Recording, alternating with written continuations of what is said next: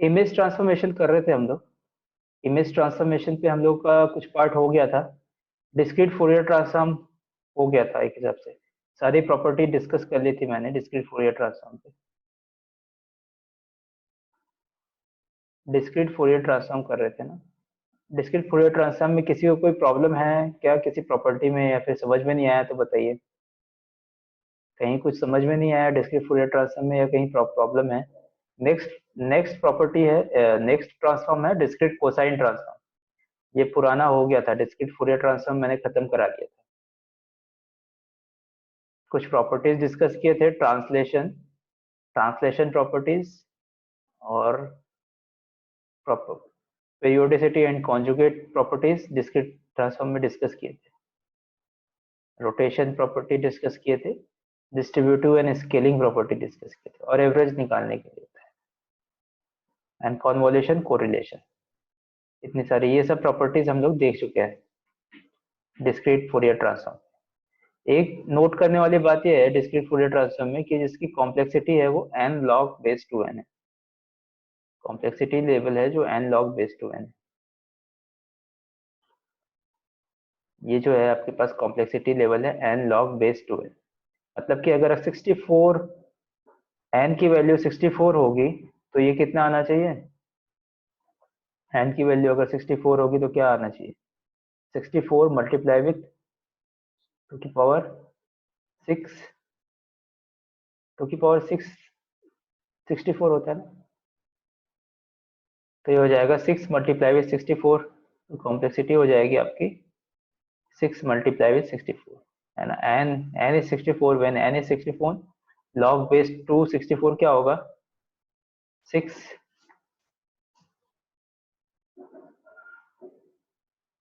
ठीक है, 2 की पावर 30, 2 की पावर 5 क्या होता है, 2 की पावर 4 16, 2 की पावर 5 32, 2 की पावर 6 64, 2 की पावर 7 128, इस तरह से जाता है। ठीक है, तो कॉम्प्लेक्सिटी क्या है यहाँ पे, n log base two n है। आगे देखेंगे कॉम्प्लेक्सिटी और डिफरेंट डिफरेंट ट्रांसफॉर्मेशन में कैसे इंप्रूव होती है। ठीक है, एक चीज जो डिस्क्रीट फूरियर ट्रांसफॉर्म पे है, एक बार आप देखिए, अगर दो कॉम्प्लेक्स कॉम्प्लेक्स वैल्यू को हम लोग मल्टीप्लाई करते हैं, दो कॉम्प्लेक्स वैल्यू मैं ले लेता हूँ यहाँ पे, जैसे कि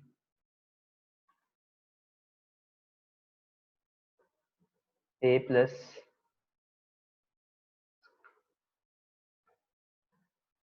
जे बी और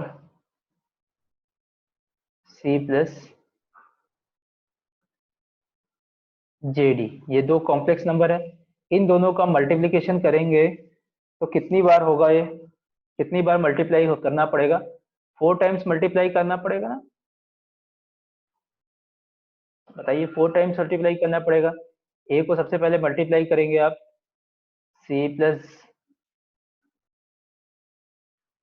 जे डी से, फिर plus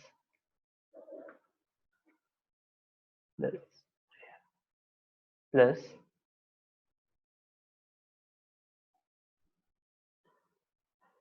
J B, J B will multiply with C plus J D. ठीक है, इसका आंसर कैसे लिखेंगे, इसको अगेन मल्टीप्लाई करेंगे तो क्या आ जाएगा, A C plus J D plus, sorry, J D A plus J C B minus J square is equal to minus हो जाएगा बी डी। ठीक है, तो कितने टर्म्स आ रहे हैं यहाँ पे, 4 टर्म्स आ रहे हैं। दैट मीन यहाँ पे मल्टीप्लीकेशन कितने बार हो रहा है, एक यहाँ पे हो गया, दूसरा यहाँ पे, 4 टाइम्स मल्टीप्लाई हो रहा है। ठीक, 4 टाइम्स मल्टीप्लाई हो रहा है, दो कॉम्प्लेक्स नंबर को मल्टीप्लाई कर रहे हैं, तो कितने टाइम मल्टीप्लाई हो रहा है, 4 टाइम मल्टीप्लाई हो रहा है। ठीक है, माइक ऑफ कर लीजिएगा सर, माइक अपने अपने साइड से ऑफ कर लीजिएगा, म्यूट में करिए माइक। ठीक है, ए सी प्लस जे ये आंसर आएगा। तो इसमें क्या है कि कॉम्प्लेक्सिटी बढ़ रही है ना। और हमारे पास जो फोरियर ट्रांसफॉर्म में टर्म था ई रेस्ट पावर क्या था, फोरियर ट्रांसफॉर्म याद करिए आप, फोरियर ट्रांसफॉर्म में क्या, डिस्क्रीट फोरियर ट्रांसफॉर्म में टर्म क्या था, एक बार मैं आपको पिछले स्लाइड में दिखाता हूँ कि याद आ जाएगा।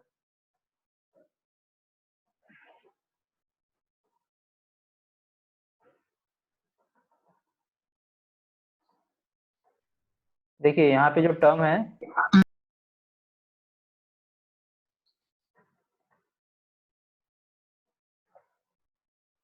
यहाँ पे डिस्क्रीट फूरियर ट्रांसफॉर्म का देखिए ये डेफिनेशन है। अब इस डेफिनेशन पे टर्म क्या है हमारे पास, E raised power of J to pi, ये वाला टर्म है। अब E raised power of J को आप अगर इसको मैं बोल देता हूँ E raised power J theta, है ना। इसको एक्सपांड करेंगे, E raised power of J जो भी इधर है उसको मैं बोल देता हूँ थीटा। यहाँ पे जो ये वैल्यूज हैं इसको मैं बोल देता हूँ, इसको मैं एज्यूम कर रहा हूँ कि थीटा है। तो E raised power J theta को कैसे लिख सकते हैं, is equal to cos theta, cos theta का सिंबल कैसे बनाएंगे, कॉस थीटा आप एस्ट्रिक समझ लीजिएगा थीटा को, ठीक है। कॉस थीटा प्लस जे साइन थीटा, ये लिख सकते हैं, है ना। ये कॉम्प्लेक्स नंबर हो गया। अब इस कॉम्प्लेक्स नंबर को आप फिर से किसी कॉम्प्लेक्स नंबर से हम मल्टीप्लाई करेंगे तो जो कॉम्प्लेक्सिटी है बढ़ती जाती है। तो क्यों ना हम लोग यहाँ पे कॉम्प्लेक्स नंबर को हटा दें और सिर्फ कॉस का टर्म रखें, सिर्फ कॉस का टर्म रखें। बिकॉज कॉस सिग्नल भी एक ऑर्थोगोनल सिग्नल है, साइन सिग्नल भी या तो साइन रख सकते हैं या कॉस रख सकते हैं। तो जब कोसाइन ट्रांसफॉर्म होता है डिस्क्रीट कोसाइन ट्रांसफॉर्म में कॉस का टर्म आता है। और जब डिस्क्रीट साइन ट्रांसफॉर्म, एक नया ट्रांसफॉर्म है डिस्क्रीट, दो है आपके सिलेबस में, एक तो डिस्क्रीट फोरियर ट्रांसफॉर्म, दूसरा डिस्क्रीट कोसाइन ट्रांसफॉर्म और तीसरा है डिस्क्रीट साइन ट्रांसफॉर्म। तो कोसाइन ट्रांसफॉर्म में हम लोग क्या करेंगे, कॉस का टर्म बस रखेंगे, ये वाला टर्म, ये वाला इसको नेग्लेक्ट कर देंगे, इस वाले टर्म को नेग्लेक्ट कर देंगे, ठीक है। तो कॉम्प्लेक्सिटी रिड्यूस हो जाएगी। अब यहाँ पे कोई कॉम्प्लेक्स मल्टीप्लीकेशन नहीं होगा, है ना, बिकॉज केवल एक ही है, एक टर्म है, एक रियल नंबर है, एक रियल टर्म है ना, एक रियल टर्म है। वैसे ही साइन ट्रांसफॉर्म में क्या होगा, जे नहीं होगा, केवल साइन का पार्ट होगा, ठीक। बिकॉज ये लोग साइन और कॉस ये कैसे सिग्नल्स हैं, ये ऑर्थोगोनल सिग्नल्स हैं, तो बेसिस फंक्शन की सारी प्रॉपर्टी ये फुलफिल कर रहे हैं। जो लोग पिछले क्लास में नहीं थे एक बार जाके देख लीजिए आप पिछली क्लास में, क्योंकि बहुत सारा क्लास निकल गया है अभी, आज जो नए ज्वाइन किए होंगे वो लोग, ठीक है। यहाँ तक किसी को कोई प्रॉब्लम है क्या, मैं थोड़ा सा बेस बना रहा हूँ डिस्क्रीट कोसाइन ट्रांसफॉर्म के लिए। डिस्क्रीट फोरियर ट्रांसफॉर्म में ई रेज़ पावर ऑफ जे का टर्म आता है, बट डिस्क्रीट कोसाइन ट्रांसफॉर्म में, क्योंकि ये देखिए यहाँ पे एक बेसिस, यही तो था आपका बेसिस इमेज, ये वाला बेसिस इमेज था, है ना। अब इस बेसिस इमेज को हम लोग रिप्लेस कर रहे हैं किससे, कॉस से, है ना। बेसिस इमेज की प्रॉपर्टी क्या थी, बता चुका हूँ मैं स्टार्टिंग में आपको, ऑर्थोगोनल होना चाहिए, एनर्जी वन होनी चाहिए, है ना। और क्या होना चाहिए, ए मस्ट बी इक्वल टू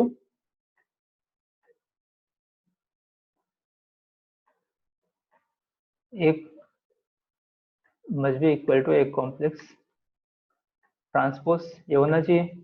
ये दो प्रॉपर्टी था स्टार्टिंग में, देखिए, है ना, ये प्रॉपर्टी था मैट्रिक्स का, बेसिस मैट्रिक्स को ये इस प्रॉपर्टी को सेटिस्फाई करना चाहिए, ठीक है, क्योंकि कॉस भी आपका बेसिस फंक्शन होता है, ठीक है। तो यहाँ तक किसी को कोई प्रॉब्लम है क्या। अब हम लोग चलते हैं डिस्क्रीट कोसाइन ट्रांसफॉर्म में।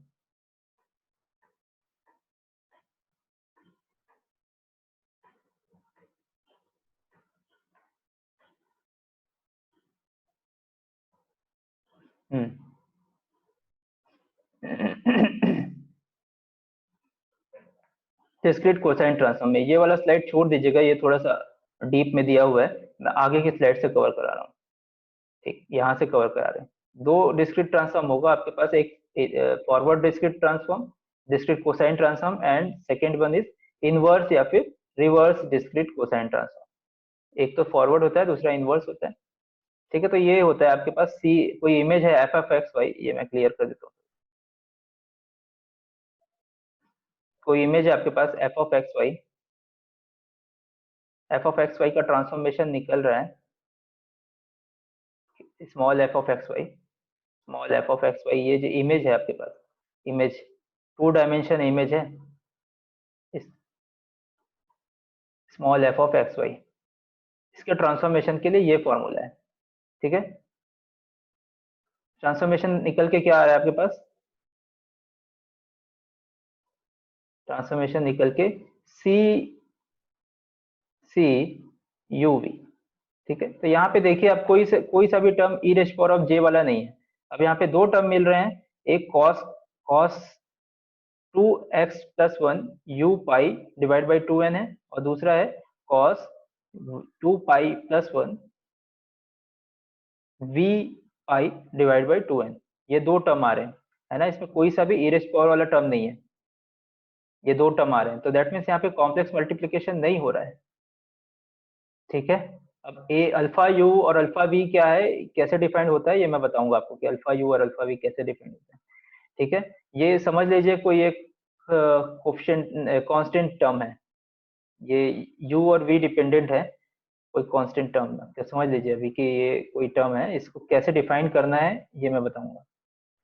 इनवर्स, रिवर्स या फिर इनवर्स डिस्क्रीट कोसाइन ट्रांसफॉर्म में क्या हो जाएगा, एफ ऑफ जो सी यू वी जो हम लोग को मिला था यहाँ पे, उसको हम लोग लेंगे, और ये इसका फॉर्मूला है। ठीक है, ठीक है, ये इतना कॉम्प्लेक्स दिख रहा है, मैं थोड़ा सा इसको और इजी इजी इजी करते करते आप लोग को और इजी वे पे हम लोग जाएंगे। ये इतना कॉम्प्लेक्स दिख रहा है, एक्चुअली डेरिवेशन जो होता है ना इसका, वो Fourier transform, discrete Fourier transform से ही होता है इसका डेरिवेशन, उसी डेरिवेशन को यूज किया जाता है इसको डिराइव करने के, डिस्क्रीट कोसाइन ट्रांसफॉर्म डिराइव करने के लिए डिस्क्रीट फोरियर ट्रांसफॉर्म का डेफिनेशन यूज करते हैं, है ना। डिस्क्रीट फोरियर ट्रांसफॉर्म से ही हम लोग डिस्क्रीट कोसाइन ट्रांसफॉर्म डिराइव करेंगे। तो ये ओरिजिनल जहाँ पे डेरिवेशन होता है वहां पर का है, बट इतना कॉम्प्लेक्स नहीं होता है ये, इसको हम लोग और इजी करते रहते हैं, देखते हैं कैसे इजी होगा ये। डिस्क्रीट फोरियर ट्रांसफॉर्म से ही डिस्क्रीट कोसाइन ट्रांसफॉर्म का डेरिवेशन होता है। ठीक है, यहाँ तक समझ में आया सबको कि कोई सिग्नल, कोई कोई इमेज था मेरे पास F of X Y, 2 dimension image है, उसका ट्रांसफॉर्मेशन निकाले, इसका ट्रांसफॉर्मेशन निकाले तो क्या आया, C U V, C U V क्या हो गया, ट्रांसफॉर्मेशन है। ठीक है, तो सी यू वी कैसे क्या होता है, alpha U multiply with alpha V, और फिर दो बार समेशन तो होगा ही, ये डबल इंटीग्रेशन जैसा है, दो बार समेशन होगा ही, कहाँ से कहाँ तक, X X comma Y is equal to 0 से n-1 पिक्सल तक।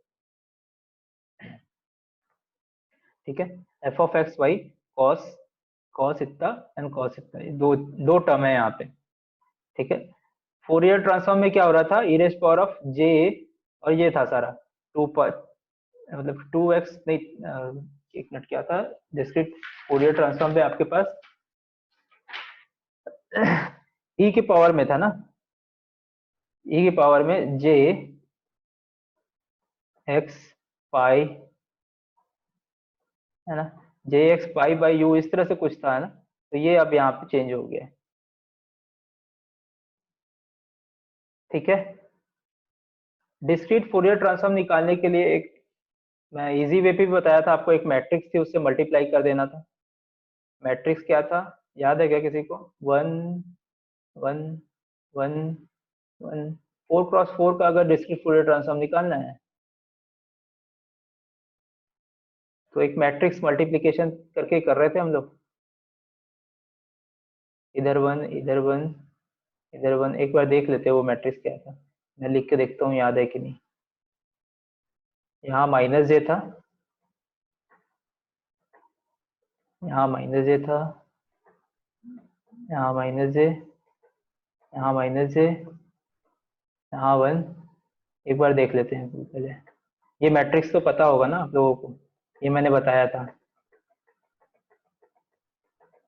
एक न्यूमेरिकल किए थे ना, हाँ ये वाला, इस न्यूमेरिकल में ये देखिए मैट्रिक्स है ये, माइनस, अच्छा ये -1 है सर, ये जे जे सॉरी, गलत लिखा हूँ मैं, ये वाली मैट्रिक्स है ना, तो ये इस मैट्रिक्स से आप डायरेक्टली मल्टीप्लाई कर देते थे तो डिस्क्रीट फोरियर ट्रांसफॉर्म निकल जाता था, तो हम लोग इस फॉर्म पे इसको रिड्यूस करने का ट्राई करेंगे, इस फॉर्म पे रिड्यूस करेंगे डिस्क्रीट कोसाइन ट्रांसफॉर्म को।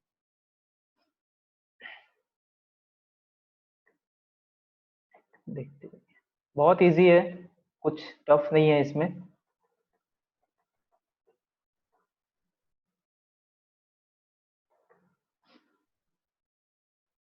तो ये डेफिनेशन है मेरे पास डिस्क्रीट कोसाइन ट्रांसफॉर्म और डिस्क्रीट साइन ट्रांसफॉर्म की। नाउ नेक्स्ट, यहाँ तक किसी को प्रॉब्लम तो नहीं होगा। ये आपके पास एक इमेज दी हुई है, उसका एक प्लॉट है, डिस्क्रीट कोसाइन ट्रांसफॉर्म का प्लॉट कैसे निकलेगा। तो ये दो प्लॉट है इसमें दिया हुआ है।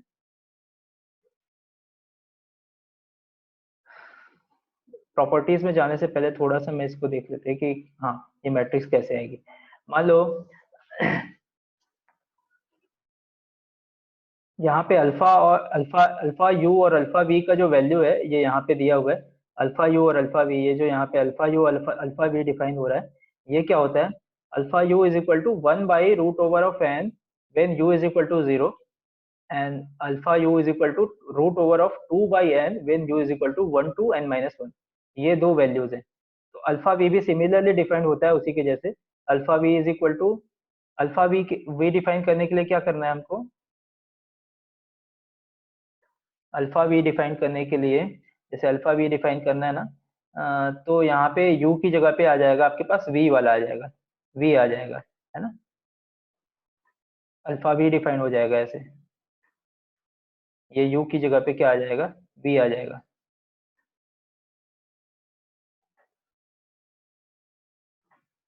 ठीक है, तो अल्फा यू और अल्फा वी यहाँ से डिफाइंड हो जाएगा। ठीक, so here alpha U is equal to 1/√(n) root over when u is equal to 0, और v अल्फा v डिफाइन करना है तो u की जगह पे सारा v रिप्लेस कर दीजिएगा तो अल्फा v डिफाइंड हो जाएगा। ठीक है, दो टर्म यहाँ पे जो हम लोग डिफाइन कर रहे थे वो है। नेक्स्ट स्लाइड में ये अल्फा यू और अल्फा वी डिफाइन हो जाएगा जैसे प्रीवियस स्लाइड में। यहाँ पे जैसे मैंने बताया कि अल्फा यू अल्फा वी क्या होता है? 1/n, 1/√(1/n)। n क्या है? Number of pixels, total number of pixels कितना है जो 0 से n-1 तक जा रहा है वो। ठीक है, यहाँ पे जो लिमिट है कैपिटल एन। आगे देखते हैं यहाँ पे, देखिए यहाँ पे और सिमिल इसको रिड्यूस कर दिए हैं, इस जो आपका था इसको और रिड्यूस किया हुआ है।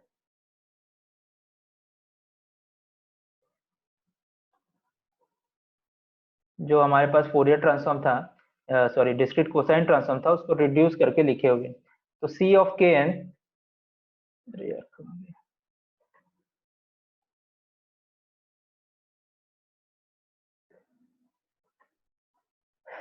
सी ऑफ के एन यहाँ पे लिखा हुआ है।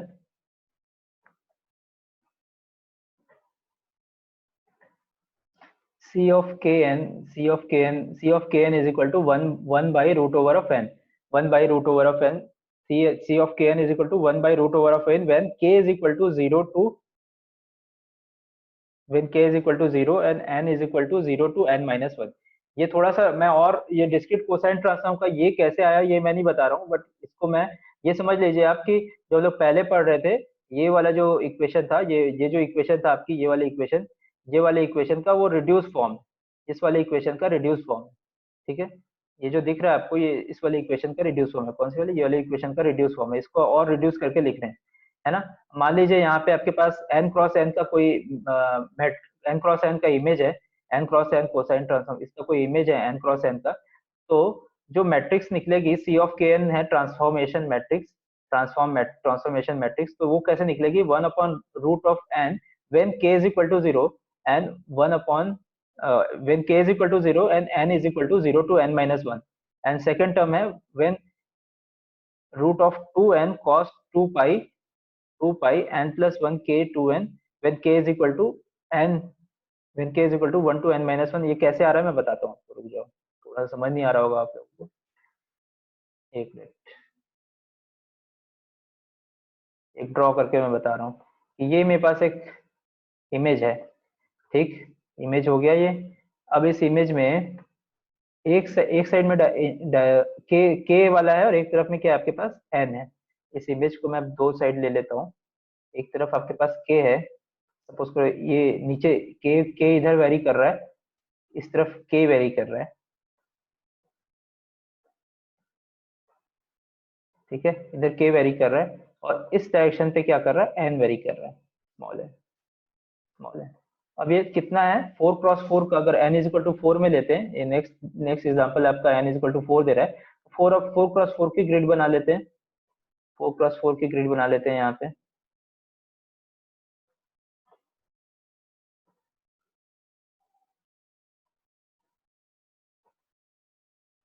किसी को कोई डाउट होगा तो तुरंत पूछे मेरे से, है ना।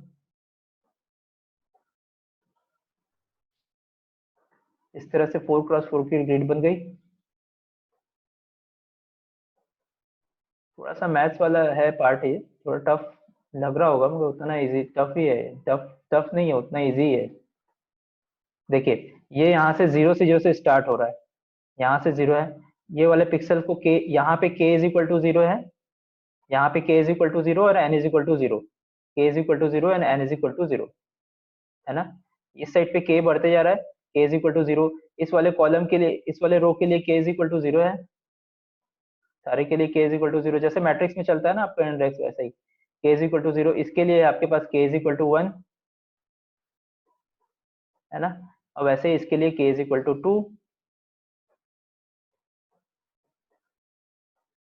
एंड लास्ट वाले के लिए K is equal to three. ठीक, ठीक है।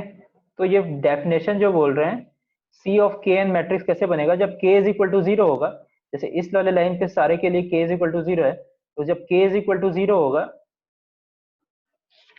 K is equal to zero होगा तो क्या आ जाएगा, one by root N, one by root N. तो यहाँ पे क्या वैल्यू आएगी, यहाँ पे K is equal to zero है, और एन कहाँ से कहाँ वेरी कर रहा है, K is equal to zero, और N is equal, N vary करना चाहिए जीरो से लेके एन माइनस वन तक, जीरो से लेके एन माइनस वन तक।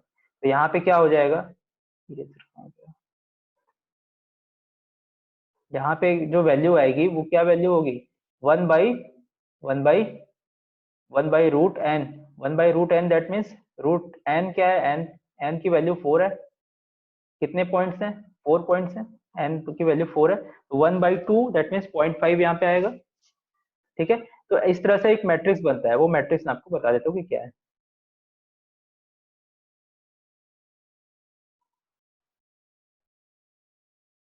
ठीक, जैसे कि ये मैट्रिक्स हो जाएगा, ये जैसे मैं सेम बात कर रहा था ना, पॉइंट फाइव आया, देखिए K is equal to zero और N is equal to zero, K is equal to zero N is equal to zero के लिए क्या आंसर आना चाहिए, one by root N, N की वैल्यू, कैपिटल एन की वैल्यू है four, one by root four हो जाएगा one by two, one by two की वैल्यू आएगी पॉइंट फाइव। तो पॉइंट फाइव किसके लिए होगा, ये सारे पॉइंट्स के लिए, ये जो के इज इक्वल टू जीरो जहां जहां पे है उसके लिए, सबके लिए क्या हो जाएगा, पॉइंट फाइव आ जाएगा। ठीक है, तो यहाँ पे भी पॉइंट फाइव, यहाँ पे भी पॉइंट फाइव, यहाँ पे भी पॉइंट फाइव, यहाँ पे भी पॉइंट फाइव, ये सब के लिए पॉइंट फाइव आ जाएगा। और सेकंड टर्म, सेकंड ये है कि जब के इज इक्वल टू वन से स्टार्ट होगा, वन से स्टार्ट होगा, तो इसको कंप्यूट करना पड़ेगा आपको, ये जो दिख रहा है इसको कंप्यूट करना पड़ेगा, root over of, root over of two by N multiply with cos pi two N plus one के इंटू टू एन। तो ये आपको कंप्यूट करना पड़ेगा, तो इसके लिए एक मैट्रिक्स पूरी डिजाइन हो जाती है। तो इस मैट्रिक्स को, ये जो है इसका ओरिजिनल मैट्रिक्स है, इसका ओरिजिनल मैट्रिक्स ये है। ठीक है, ये पूरी डिजाइन हो जाएगी आपके पास। N is equal to zero से, K is equal to zero के लिए point five point five point five, then again ये पॉइंट सिक्स फाइव, ये आप डिराइव कर लेना, ये सिंपल है, ये पूरा वैल्यू पुट करते रहना। किसी को कोई प्रॉब्लम है क्या इस पे, तो मैं करवा दूं।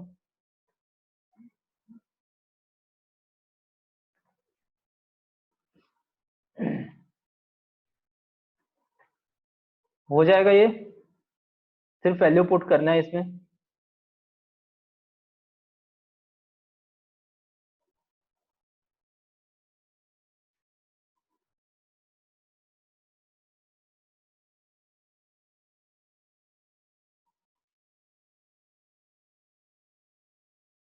आगे बढ़े।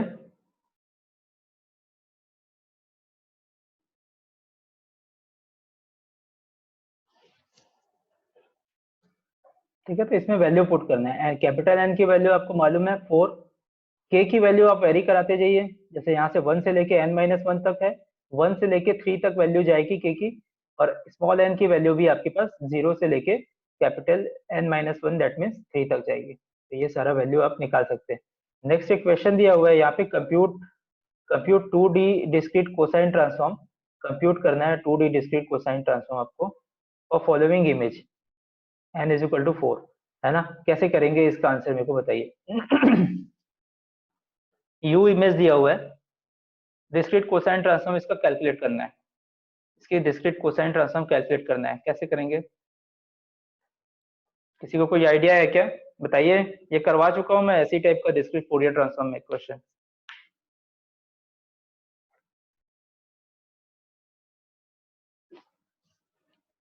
To dimension discrete cosine transform के लिए मैट्रिक्स क्या हो जाएगी? ये जो मैट्रिक्स है वही मैट्रिक्स है two dimension discrete cosine transform के लिए। इससे मैट्रिक्स मल्टीप्लिकेशन करना है बस।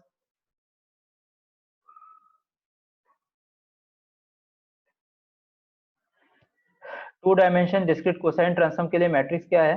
ये है। अब इस मैट्रिक्स को मल्टीप्लाई कर देना है आपको, और इस मैट्रिक्स को मल्टीप्लाई कर दीजिए। ये जो मैट्रिक्स मिला है उसको इस 4x4 का मल्टीप्लिकेशन हो जाएगा, जो आंसर आएगा वो आपका हो जाएगा v, है ना। कंप्यूट डिस्क्रीट कोसाइन ट्रांसफॉर्म ये करके रखिए आप लोग। डिस्क्रीट कोसाइन ट्रांसफॉर्म, किसी को कोई प्रॉब्लम हुआ, कोई प्रॉब्लम है कि तो बता दीजिए अभी। u को मल्टीप्लाई करना है c से, u को मल्टीप्लाई करना है आपके पास c से, तो आंसर आ जाएगा आपके पास कैपिटल V। ठीक, ये आ जाएगा। कैसे आएगा? क्योंकि देखिए डिस्क्रीट कोसाइन ट्रांसफॉर्म के लिए हम लोग एक मैट्रिक्स डिजाइन कर लिए हैं 4x4 के लिए। ठीक, ये 4x4 के लिए एक मैट्रिक्स डिजाइन कर लिया। अब इस मैट्रिक्स को खाली मल्टीप्लाई करना है इनपुट इमेज से, जो भी इमेज है उससे मल्टीप्लाई करना है। 5302 ये कॉलम है, इससे मल्टीप्लाई हो जाएगा। हो जाएगा क्या आप लोग से? इजी है। ओनली मल्टीक्स मैट्रिक्स मल्टीप्लिकेशन है। ठीक है, आगे बढ़ते हैं।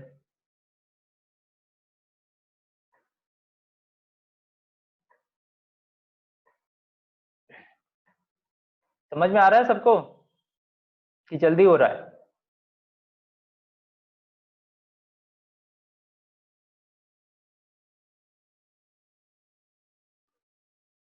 इसकी कुछ प्रॉपर्टीज हैं डिस्क्रीट कोसाइन ट्रांसफॉर्म की, वो देख लेते हैं। Discrete cosine transform is a real orthogonal, है ना।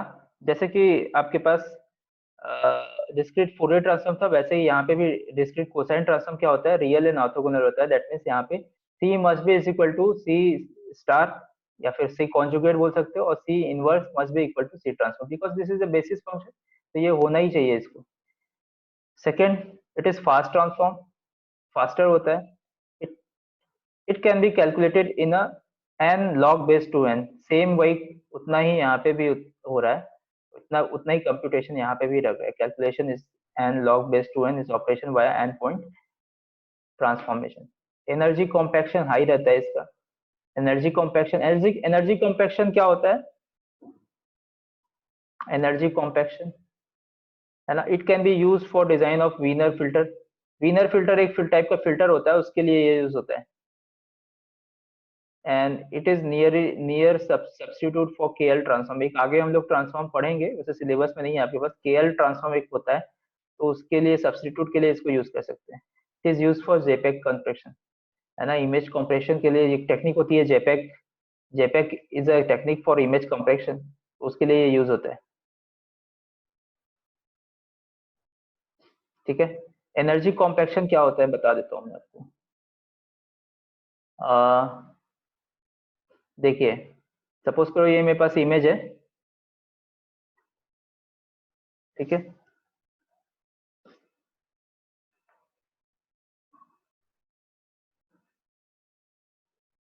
फिर जैसे इसमें लिखा है, it is good for energy compaction for highly correlated data, correlated data.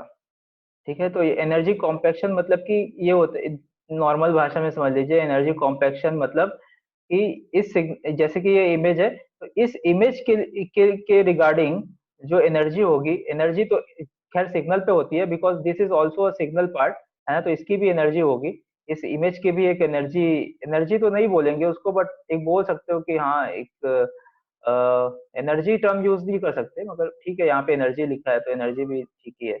Energy मतलब कि स्क्वायर, स्क्वायर करेंगे इस सब पिक्सल्स को, और जो आंसर आएगा उसको बोलते हैं हम लोग एनर्जी।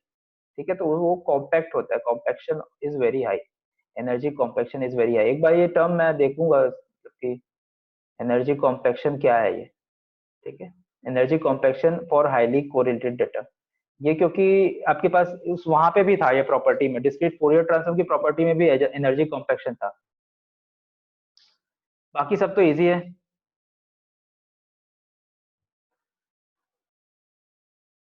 नेक्स्ट प्रॉपर्टी क्या है इसमें? हाँ बस हो गया, डिस्क्रीट कोसाइन ट्रांसफॉर्म खत्म हो गया। इतना ही करना था हम लोग को डिस्क्रीट कोसाइन ट्रांसफॉर्म में। नेक्स्ट 5 मिनट में हम लोग रिज्यूम करेंगे आगे की क्लास, तो डिस्क्रीट साइन ट्रांसफॉर्म खत्म करा देंगे। आज इतना ही है। और उसके बाद फिर ट्रांसफॉर्मेशन में हार्डमट हार्डमट ट्रांसफॉर्म में बढ़ जाता है, अब वही करेंगे हार्डमट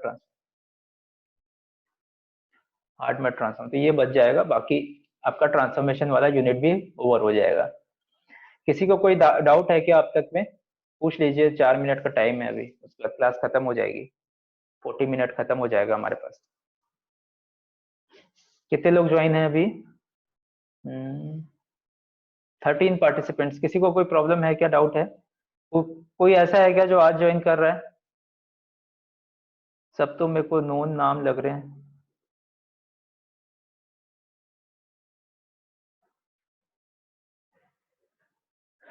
अनूप शुक्ला, प्रियंका, दीप, निशांत, दीपमाला, दिलीप, दिलीप और किसी को कोई डाउट है?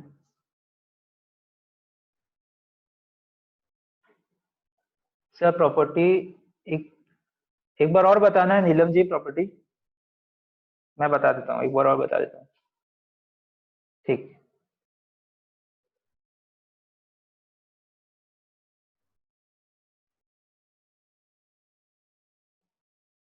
प्रॉपर्टी एक बार और कर लेते हैं। डिस्क्रीट कोसाइन ट्रांसफॉर्म की प्रॉपर्टीज सेम प्रॉपर्टी है जो वहां पे भी यूज हुई थी, डिस्क्रीट फूरियर ट्रांसफॉर्म में भी यही प्रॉपर्टी यूज हुई थी, और कोई इसमें चेंज है नहीं।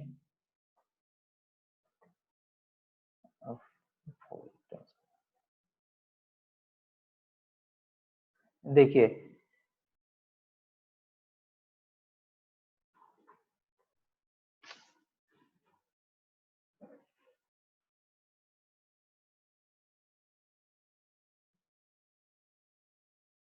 जैसे डिस्क्रीट कोसाइन ट्रांसफॉर्म की प्रॉपर्टी है, फर्स्ट क्या होना चाहिए? It is real and orthogonal. Real and orthogonal that means किसी भी सिग्नल का रियल क्या होता है, जो आंसर आएगा डिस्क्रीट कोसाइन ट्रांसफॉर्म को, इसको रियल होना चाहिए। दैट मीन्स उसका कॉम्प्लेक्स कॉन्जुगेट निकालोगे तो सेम फंक्शन आएगा, सेम वही चीज आएगी।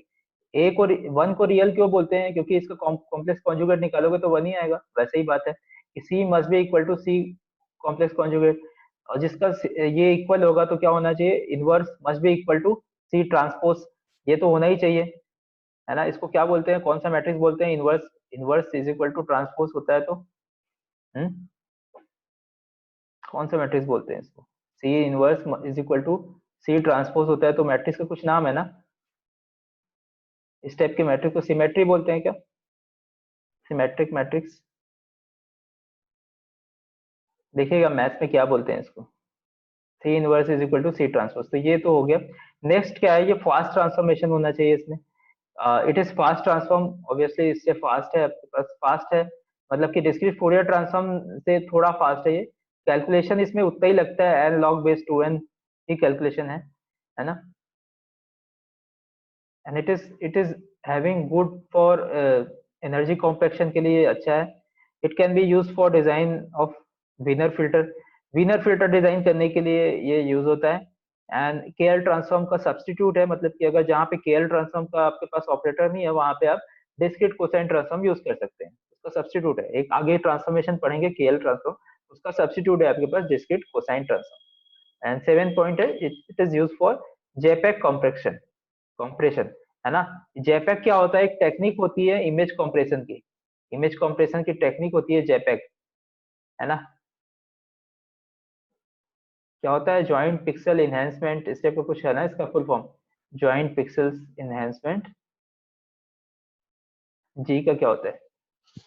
जेपेग का फुल फॉर्म क्या होता है भाई, बताओ?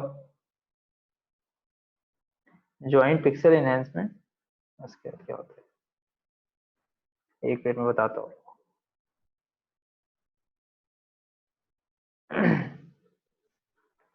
ज्वाइंट फोटोग्राफिक एक्सपर्ट ग्रुप, है ना? Sorry, joint photography expert group होता है जेपेग का। एक इमेज कॉम्प्रेशन कॉम्प्रेशन का टेक्निक है, तो जब कॉम्प्रेशन पढ़ेंगे तो वहां पे आएगा शायद ये। ठीक है, तो जेपेग आपका इमेज कॉम्प्रेशन का टेक्निक होता है। ठीक है, 5 मिनट में हम लोग लाइव होंगे, थोड़ी देर में खत्म हो गया टाइम। ठीक। मिलते हैं थोड़ी देर में, बस 5 मिनट में, फिर आगे डिस्क्रीट साइन ट्रांसफॉर्म कंटिन्यू करेंगे।